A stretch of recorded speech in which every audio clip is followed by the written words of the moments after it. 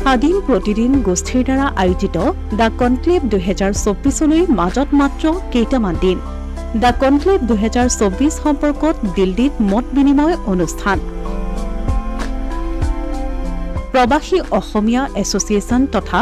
ছাত্ৰ সংগঠনসমূহৰ লগত প্ৰতিদিন টাইমৰ পৰিচালন সঞ্চালিকা স্মিতাক্ষী বি গোস্বামীৰ মত বিনিময়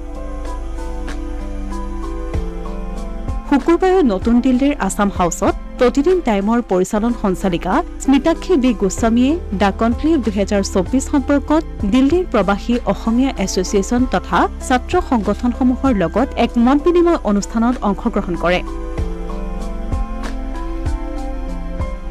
উল্লেখযোগ্য যে 5 আৰু 6 অক্টোবৰত দিল্লীৰ হোটেল অশোকত দুদিনীয়া কাৰ্যসূচীৰে দ্য কনক্লেভ 2024ৰ আয়োজন কৰা হৈছে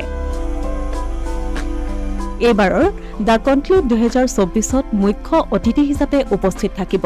দেশৰ উপ-ৰাষ্ট্ৰপতি জগদীপ ধনখৰ লগতে কেন্দ্ৰীয় মন্ত্ৰী সৰ্বানন্দ সোণোৱাল কিৰণ ৰিজিজু নোবেল বঁটা বিজয়ী কৈলাশ সত্যাৰ্থী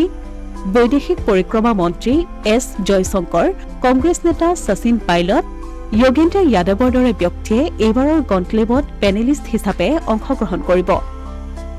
দ্য কনক্লেভ 2024ত দিল্লীবাসী অসমীয়া ৰাইজৰ সহায় সহযোগিতা কামনা কৰিছে প্ৰতিদিন টাইমৰ পৰিচালন সঞ্চালিকা স্মিতাক্ষী বি গোস্বামীয়ে